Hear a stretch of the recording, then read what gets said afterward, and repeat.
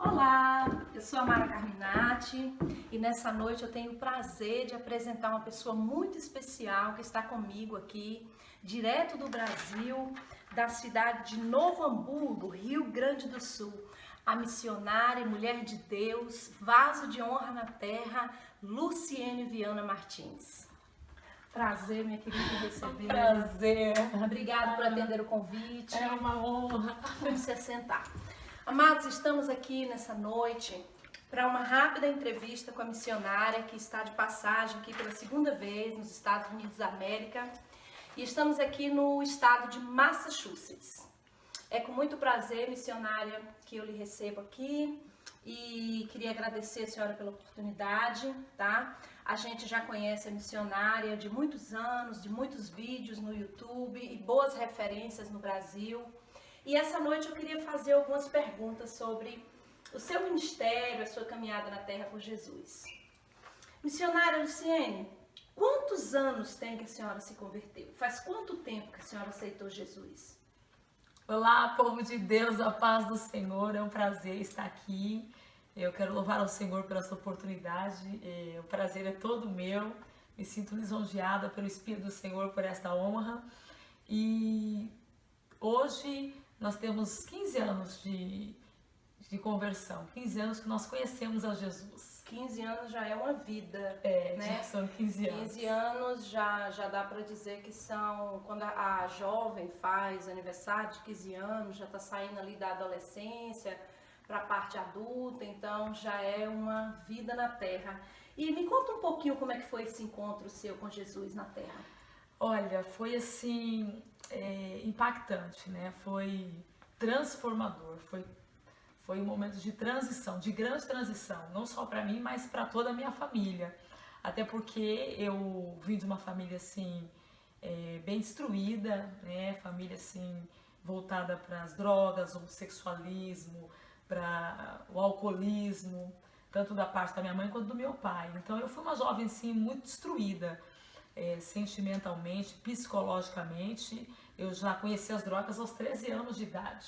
Então eu conheci o Senhor Jesus jogada na sarjeta da calçada, né? Eu estava tendo overdose, usei muita droga e a minha mãe até disse que eu saí de casa louca e voltei abraçada com Jesus. No mesmo dia que eu achei que eu fosse morrer, eu encontrei com Jesus. Foi tremendo, a minha vida nunca mais foi a mesma. Glória a Jesus. Agora, uma pergunta que não quer calar.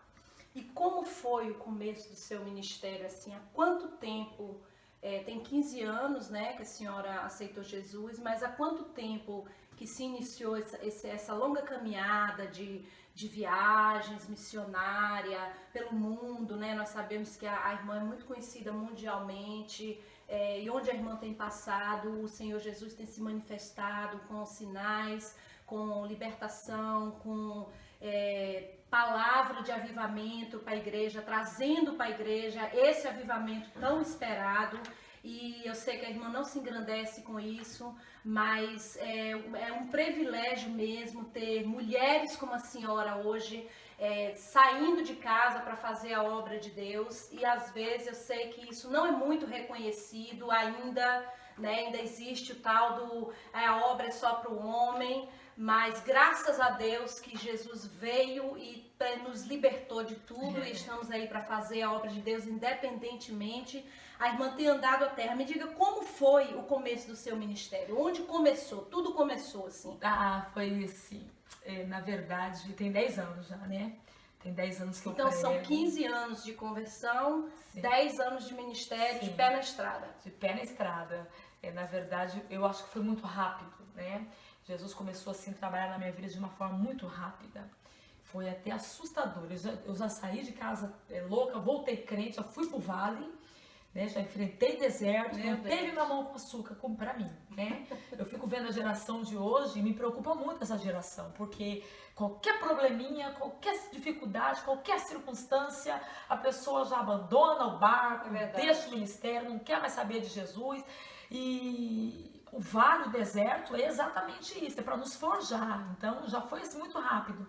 Eu saí de casa louca, voltei crente, já fui colocada para morar no fundo de uma granja, passei por muita necessidade, privações, tive que correr atrás para poder conseguir o sustento para os meus filhos. E eu não queria ser pregadora, né? Na verdade, eu não almejei ser pregadora. A maioria dos pregadores que Deus realmente chama, Eu estava envolvida com a obra, eu cuidava do templo, né? Eu era faxineira da igreja. Olha aí. Eu cuidava do templo, mas antes de eu entrar no templo, como ninguém queria me ajudar e duvidava da minha conversão, do meu encontro com Cristo, eu tive que me submeter a catar latinha e papelão, né?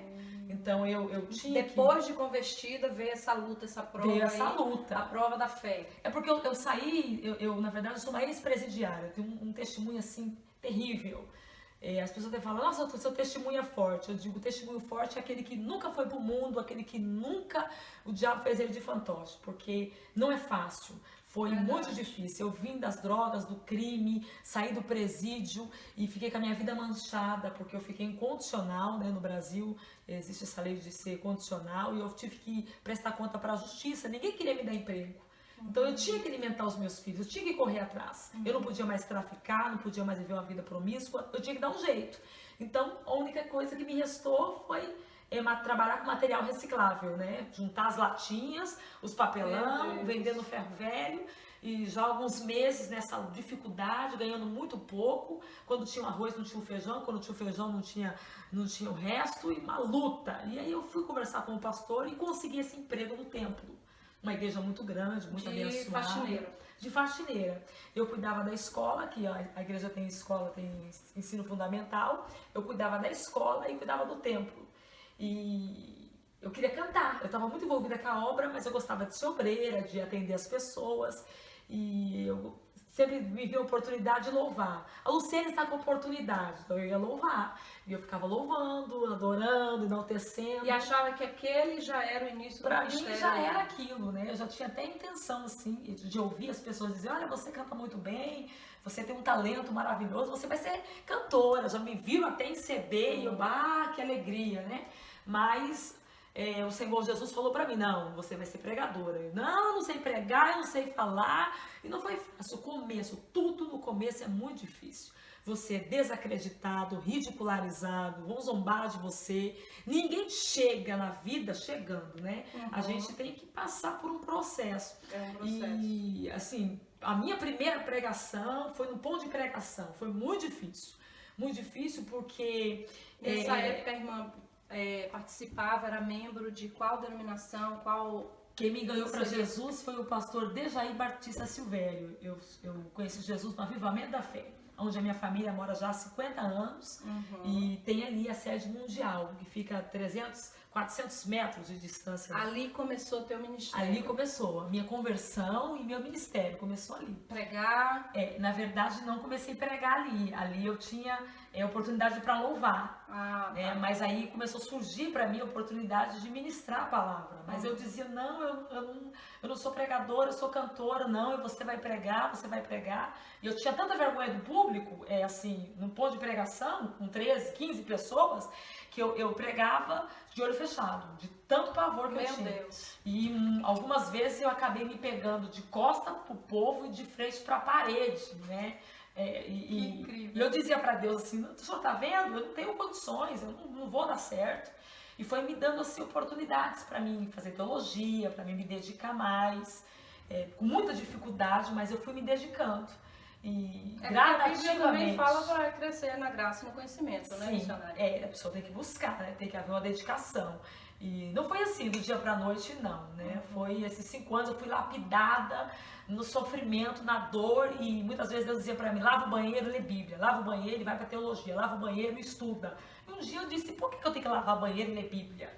E um dia o Espírito Santo me disse, porque você vai sair do banheiro para os púlpitos do Brasil. Glória a Deus. E graças a Deus por isso. E graças a Deus por isso. Eu louvo ao Senhor Deus por cada lágrima. Como diz o salmista, foi bom eu ter sido afligida, para que eu pudesse contar as grandes obras e maravilhas do Senhor. Glória a Deus. Nesse seu período de transição do mundo para a igreja, saiu, se converteu, teve a sua experiência com Deus, né? Foram momentos, eu já ouvi seu testemunho várias vezes no YouTube, já acompanhei muitos vídeos dela. Aleluia. E eu ouvi a senhora falando da época que a senhora comeu muito ovo, né? E foi aquela época no qual a senhora teve a sua experiência com Jesus. Sim. Agora, houve durante essa trajetória toda que a senhora já viajou quantos países, missionária? Hoje, com esses 10 anos de ministério, já fui para 16 países agora aqui na América, são 16 países. Glória a Deus. E nenhum desses países, eu queria perguntar se houve assim uma experiência que marcou seu ministério em uma igreja, em uma viagem, no aeroporto, se houve esse momento, assim, diz assim, aquela época, aquele dia, aquele momento marcou o meu ministério nas viagens missionárias que eu fiz pela terra. Ah, sim. Algumas experiências assim marcam muito a vida da gente, né? Eu tive uma experiência assim muito marcante na África, né? Eu achava que a África era aquela pobreza, sempre que a gente vê, né? Sempre aquela coisa. E Deus falou pra mim, olha, você não vai mais catar latinha nem papel novo, você nunca mais vai contar moeda na sua vida. Nunca mais você vai contar moeda. Então, quando veio assim, a oportunidade de eu ir para a África, eu fui com uma concepção diferente. Eu achei que eu estava indo para doar, para trabalhar naquelas partes mais necessitadas, né? Servir a Deus, da forma das pessoas adorarem a Deus e da forma como eles investiram na minha vida, como eles me abençoaram, né? Eu voltei de lá assim, eu fui 2 vezes. A primeira vez eu fiquei 5 dias. E eu fiquei perplexa como o céu é aberto, né? Como as pessoas não se ofendem de ver a outra dançando, independente da forma como ela está adorando a Deus. Isso para mim foi uma experiência que marcou muito, porque as pessoas não precisam de microfone, elas não precisam de instrumentos para louvar a Deus. Elas fazem o som com as mãos e os pés e cantam a Deus como se eles estivessem numa grande orquestra. E aquilo mexeu muito comigo, porque adorador não precisa de posição para adorar, não precisa de instrumento para adorar, adorador não precisa de título para adorar, e para mim foi marcante. Eu concordo. A minha filha agora recentemente também esteve na África e ela passou para mim essa mesma experiência, que as pessoas lá, elas adoram assim, sem limite, né? E se possível for ficar o dia inteiro, eles ficam ali. A ponto do pastor dizer assim, olha, vocês respeitem o seu próximo, vocês saiam do culto para que os seus irmãos entrem, porque vocês já estão aqui, já 3 cultos. São 4 cultos por dia, de tanto que eles têm fome e sede de Deus. E às vezes nós moramos na frente da igreja, a gente acaba não indo no culto, né? A gente acaba dando desculpa. Não, porque eu trabalhei demais, porque eles vão para a igreja, eles têm prazer de estar na presença. Muitos com fome, né? Não tem nada em casa para comer. As mulheres às vezes são abusadas porque o marido tem outras mulheres, não conhece a Jesus, e elas são firmes com Cristo. Tantas histórias assim que a gente fica impressionado de ver como as pessoas amam a Jesus. Qual foi a África foi o seu primeiro país depois a sair do Brasil? Foi a África ou qual foi o primeiro país que a senhora visitou? O primeiro país que eu fui foi para a Argentina. Para a Argentina. Depois eu fui para o Chile. Também depois eu fui para o Uruguai. Depois eu fui para o Paraguai.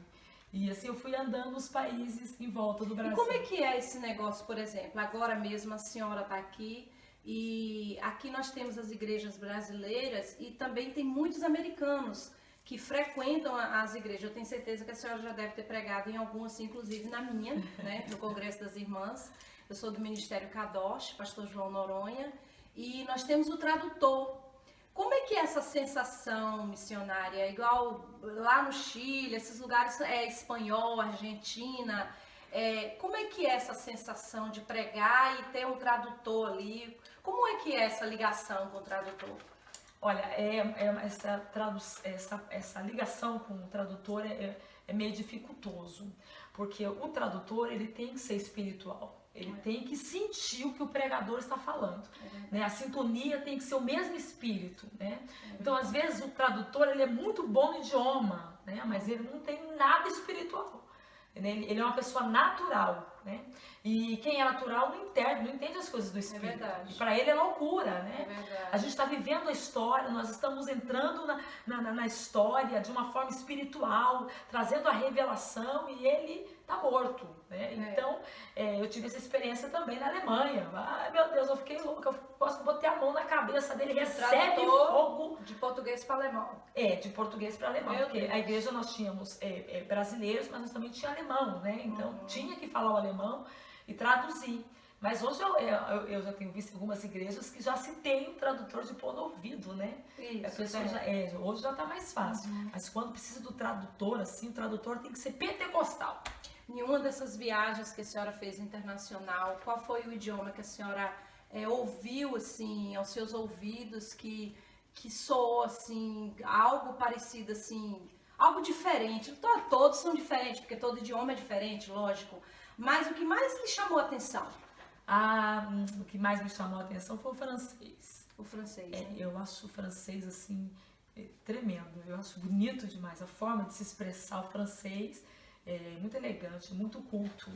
O italiano também, eu acho muito bonito o italiano. O italiano é verdade. Meu filho faz curso italiano também. Missionária, eu gostaria de saber também, eu como todos os internautas, né, as pessoas que nos acompanham, existe assim um hino que marcou seu ministério, uma cantora que marcou seu ministério? Sim, existe. Na verdade, são 3 cantoras que marcou minha vida, que eu cantava muitos hinos no começo. Ouvia muitos hinos e marcou minha vida, né? A primeira é Elaine de Jesus, né? O primeiro hino que eu louvei dela foi Abra o Seu Coração, deixa Deus falar contigo. Dá para cantar um pedacinho?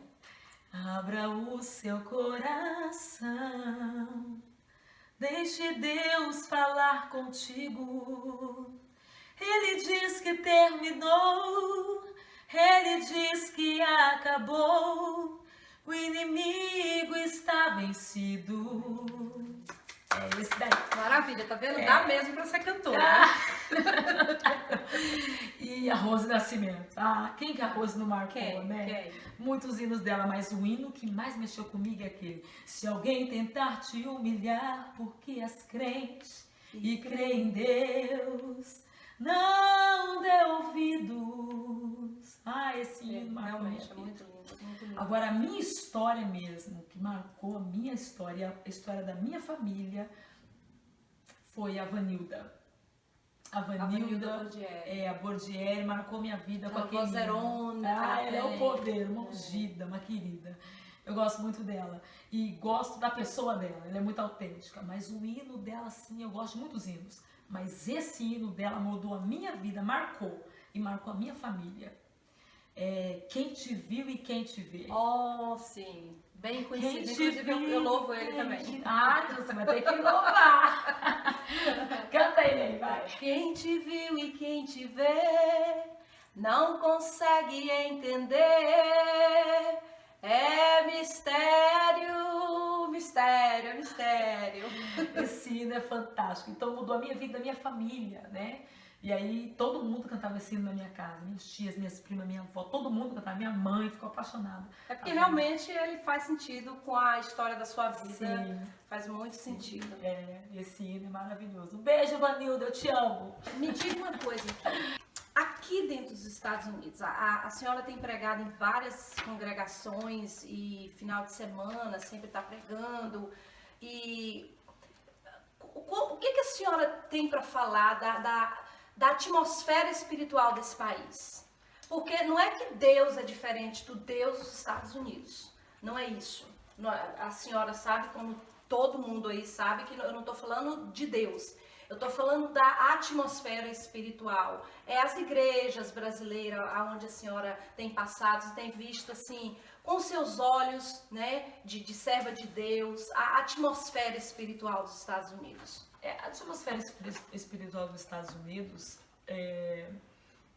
nós estamos sofrendo aí um grave problema, né, nessa atmosfera, na visão da seguinte forma: os Estados Unidos é o país de primeiro mundo. Nós estamos vendo aí as pessoas têm uma forma mais fácil de adquirir as oportunidades, né? Por mais difícil que seja, a pessoa consegue sobressair, né? Então, muitas vezes por ter dinheiro ou lutar por ter o dinheiro, ou ter que correr atrás do dólar, do dinheiro, a pessoa acaba se esfriando e muito, né? E não só aqui nos Estados Unidos, mas estamos vivendo isso de uma forma global, em relação à falta de preparo, né, da liderança. O que eu tenho visto é falta de preparo de liderança, né? Coisas assim que se aprende em escola dominical, tá entendendo? E você vê assim, falando, por exemplo, uma frase que não se pode falar porque isso é herético. Não se pode dizer. E o evangelho tem que ser pregado para toda criatura, então Jesus vai voltar. Não, isso não existe, né? Quando a Bíblia diz o evangelho será pregado a toda criatura, então virá o fim. O fim é fim de tudo, não é arrebatamento. O arrebatamento está no meio disso aí. Então as pessoas ficam nessa tese. Quando você vai falar com alguém, a pessoa fala, não, isso não, mas o meu vizinho não ouviu ainda, porque o evangelho não foi pregado a toda criatura. Eu já ouvi muito isso. Então, o que eu vejo hoje de uma forma global, não só nos Estados Unidos, mas de uma forma global hoje, é a falta de preparo, sabe? Não se dedica-se tanto. Meu pastor sempre diz que todo itinerante deveria ser pastor primeiro. E todo pastor deveria estudar primeiro, né? Porque a pessoa acha que ela já tem o dom e ela já pode colocar meia dúzia de cadeira no espaço e já pode começar a falar. É verdade, né? E não é assim, né? Nós vamos ver por história bíblica sobre os discípulos, né? Os discípulos tiveram que se preparar para depois anunciar o evangelho. Não bastou eles serem cheios do Espírito Santo. Eles tiveram que estudar a lei, buscar a lei, por exemplo, Paulo. Né? Paulo se dedicou e muito, porque na verdade ele já era um homem voltado para a lei, mas ele buscava muito mais do que aquilo, porque ele sabia que ser apóstolo de Jesus é muito mais do que palavras, né? A palavra não pode ser paliativa ou persuadiva, a palavra tem que vir do Espírito, o que o Espírito quer falar. Então nós estamos sofrendo o seguinte, o que eu encontrei aqui muito é que o pastor tem que trabalhar e tem que cuidar da igreja, né? Então se trabalha muito e não tem muito tempo para cuidar da igreja. Então não se tem tanto preparo. E quando chega no culto, fala qualquer coisa. Por quê? Porque ele tem que trabalhar, ele tem que cuidar da família. Então está tendo esse problema aí. O que eu percebi em algumas igrejas foi isso, entendeu? É isso. E também vi a falta de amor pelo líder, entendeu? Nós sabemos que tem líder que, sinceramente, ele tem que voltar a ser diácono, né? Ele deveria voltar a ser membro, nós sabemos. Por causa de coisas que não se pode cometer, né? Tem coisa que um líder não pode cometer. Tem erros que líder não pode errar, né? Então, por causa de se junta tudo, se joga tudo no saco, nenhum presta. E não é isso. Não. Nós temos pessoas de Deus, nós temos pessoas compromissadas, nós temos pessoas que têm amor pelo que faz, ama a obra de Deus, nós temos isso. Então a atmosfera espiritual dos Estados Unidos hoje é o que eu vejo muito assim, relacionado ao Brasil e a outros países, né? Não julgando, dizendo aqui está pior do que lá, porque o problema hoje é global, né? Nós estamos vivendo... É a época do esfriamento. É a época da apostasia, é a época mesmo do fim dos tempos. Jesus está voltando. Ele disse que os sinais seriam esses, né? Mas assim, na atmosfera espiritual dos Estados Unidos, o que eu vejo é esses dois problemas, né, graves. É a falta de preparo da liderança, não são todos, né, mas alguns. A falta de preparo e eu vejo a falta de amor para com seu líder, né? Eu vejo que a pessoa tem um líder bom e ela não valoriza. Eu sei. Né? E ela não dá o valor necessário. Porque eu vou dizer para você, se eu tivesse um líder, como hoje nós temos o meu líder no Brasil, o pastor Medina, a pastora Nádia, são muito compromissados com a obra, eles trabalham fora, mas estão ali envolvidos com missões.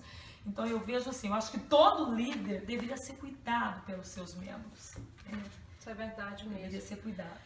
Missionário, existe dentro da Bíblia uma história ou um profeta ou um personagem que se identifica muito com a sua personalidade, que a senhora já estudou e fala assim, eu me identifico muito com essa história, com esse profeta, com essa passagem. Existe alguma?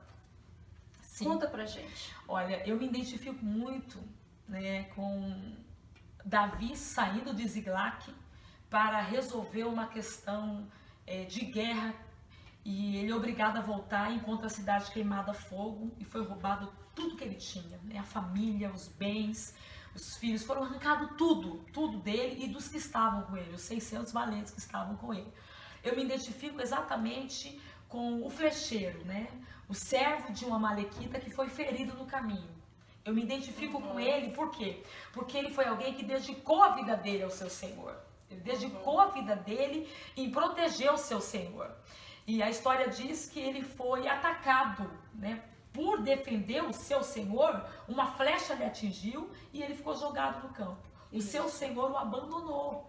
Ele disse, a ferida dele é para a morte, mas não teve nem a iniciativa de tentar fazer alguma coisa. Simplesmente ele virou as costas e deixou ali. Assistência. Eu me identifico muito com ele porque eu fui muito ferida, né? Ferida pela vida. Eu não tenho pessoas que eu vou dizer, ele me feriu ou ela me feriu. A vida me feriu. Por quê? Porque eu não tive uma estrutura familiar. E quem não tem uma estrutura familiar está exposto, né, a essas feridas traumáticas. E foi o que aconteceu comigo. Eu fui uma jovem com feridas muito profundas. Então eu me vi ferida no campo, abandonada. E ninguém tinha coragem de estender a mão para mim. Ninguém teve a coragem de cuidar de mim. Sumiu amizade, Sim. Sumiu família. E todas as vezes que eu me vi no campo ferida, eu me vi sozinha. Quem podia me ajudar não me ajudou, quem podia fazer uma coisa não fez. As pessoas simplesmente viraram as costas. Mas Davi, ele parou de ir o seu caminho para cuidar daquele moço. A Bíblia diz que ele se deteve em cuidar daquele servo. Alguém poderia ter dito, mas Davi, nós estamos com horário, nós temos que correr atrás, nós temos que correr atrás do nosso prejuízo. Davi disse, agora não é o meu prejuízo, agora é esse moço que precisa. Então Davi representa o Espírito Santo, que nunca nos abandona, né? Que nunca nos deixa. Então eu me identifico muito com esse servo desse amalequita. Glória a Deus. Me identifico muito. E qual seria, na sua história de vida, até o dia de hoje, esse presente momento, qual seria o seu versículo de vida? Esse é o versículo da minha vida. O versículo da minha vida, são muitos. Muito, né? Porque depende do momento. São muitos. Mas assim, o que eu me identifico muito é com Miqueias, capítulo de número 7, versículo de número 8. Ó inimiga minha, não te alegres ao meu respeito. Ainda que eu tenha caído, levantar-me-ei. E se eu morar nas trevas, o Senhor será a minha luz. Glória a Deus. Tá vendo aí, gente? A Bíblia ambulante.